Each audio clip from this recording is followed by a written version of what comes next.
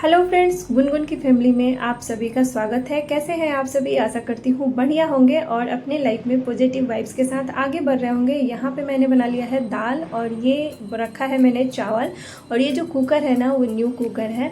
ये मैं कल परसों ही लेकर के आई हूँ, क्योंकि ना मेरे पास जो भी कुकर थे वो सारे एल्युमिनियम के थे और मुझे स्टील के कुकर लेने थे। बहुत दिनों से मैं सोच रही थी। और ये जो तली है ना, इसका काफ़ी मतलब मोटा है। इसमें बहुत अच्छा खाना बनता है और इसमें मैं सब्जी भी बना सकती हूँ। सबसे बड़ी तो ये बात है, ये देख करके मैंने लिया है। और यहाँ पे गुनगुन अपना जो भी खिलौना है वो अपने बेड में सजा के रखती है और बाबू उसे गिराते रहता है। और अभी वो सोया हुआ है और सोते हुए बच्चे को देखकर पता ही नहीं लगता कि वो इतनी शैतानी करते हैं। और सोते हुए बच्चे इतने मासूम लगते हैं ना कि अरे वाह, इनके जैसा मतलब सीधा साधा इंसान तो है ही नहीं दुनिया में।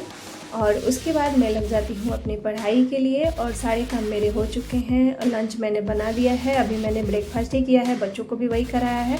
और बच्चे अभी दोपहर के टाइम में सोए हुए हैं, लेकिन लंच मेरा रेडी हो रहा है।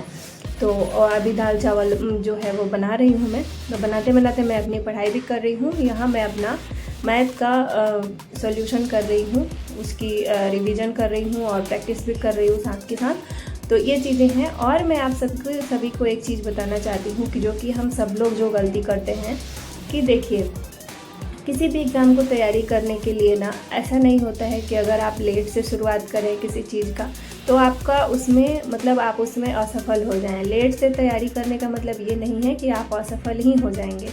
आपको मतलब एक रणनीति बनानी होती है, उस रणनीति पे आपको काम करना होता है। कोई भी एग्ज़ाम को ले लीजिए, जैसे मैं अभी सीटेट की तैयारी कर रही हूँ। मेरा 12 नंबर से छूट चुका था पिछली बार, तो मैं फिर से अपना प्रिपेयर हो करके और रीस्टार्ट करके और फिर से अपनी पढ़ाई को शुरू किया है और फिर से तैयारी कर रही हूँ।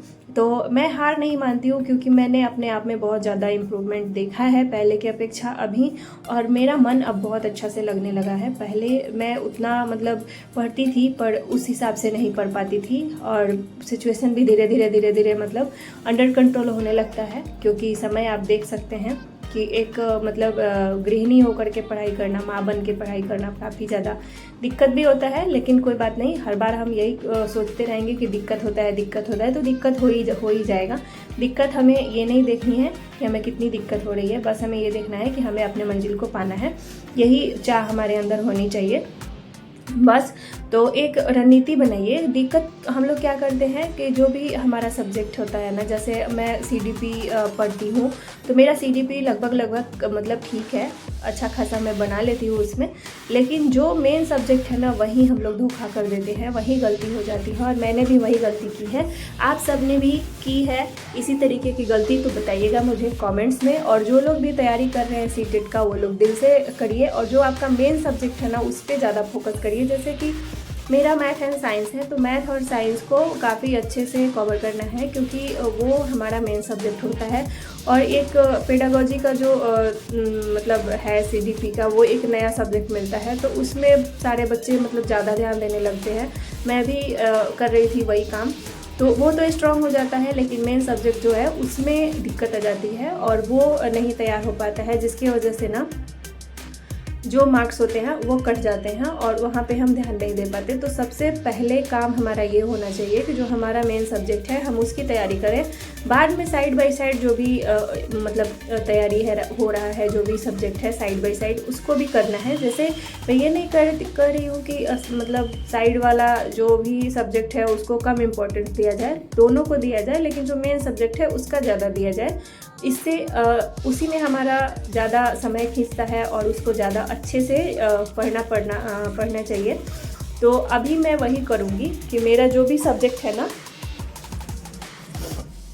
मैथ एंड साइंस का, तो उसको मैं अच्छे से कवर कर रही हूँ। इस बार मैं उसको नहीं चूकना चाहती कि वहाँ मुझे मतलब कम नंबर नहीं लेने हैं। बाकी की जो सब्जेक्ट है, जैसे पेपर 1, पेपर 2 और पेडागोजी और हिंदी, इंग्लिश, इन सब में। और तैयारी करने के लिए देखिए, सीडीपी को भी आप अच्छे से पढ़िए, क्योंकि इसमें जो भी चीज़ें हैं ना वो रटने वाली चीज़ें नहीं है। आपको याद ही मतलब आपको समझना ही है। आप याद नहीं कर सकते कि आप वन लाइनर क्वेश्चन है आप याद कर लेंगे और एग्ज़ाम में आप लिख पाएंगे।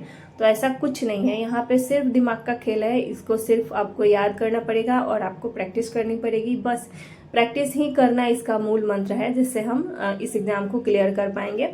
बस यही थी मतलब बातें जो कि मैं अनुभव करती हूँ, जो मैं फील करती हूँ, वो मैं आप सबके साथ शेयर करती हूँ, जो मैं अपनी तैयारी कर रही हूँ। तो यहाँ पे सारे काम मेरे हो गए हैं, तो मैं अपना मतलब बच्चों को खिलाना के बाद मैंने सुला दिया। उसके बाद मैं अपनी पढ़ाई कर रही हूँ। फिर जो होता है पढ़ाई के बाद बच्चे उठते हैं, जब बाबू मेरा उठ जाएगा केशव, फिर उसको मैं खिलाऊंगी। फिर थोड़ी देर बाद जब वो शाम हो जाती है, थोड़ा स्नैक्स वगैरह इन लोगों को दे करके थोड़ी सी मैं मतलब नीचे लेकर के जाती हूँ अपने पार्किंग एरिया में। थोड़ा सा वहाँ पे बच्चे खेल लेते हैं।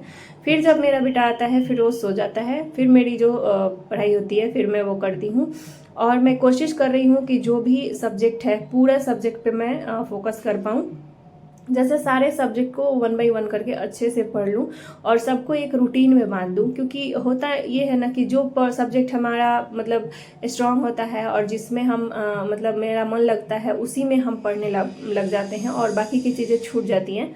तो मेन फोकस मेरा यही है कि हर सब्जेक्ट कंप्लीट किया जाए और कुछ भी छूटे ना, क्योंकि इस बार स्कोर कम नहीं आना चाहिए। और इस बार हर चीज़ को मुझे टेक ओवर करके चलना है, हर चीज़ को पकड़ के चलना है। तो बस यही थी आज की कहानी। और मेरा डेली का रूटीन यही रहता है। सुबह से शाम तक मैं इतनी बिजी चलती हूँ ना कि मुझे ना कहीं फ़ोन करने का भी टाइम नहीं मिलता है कि मैं एक्स्ट्रा कहीं बात कर पाऊँ।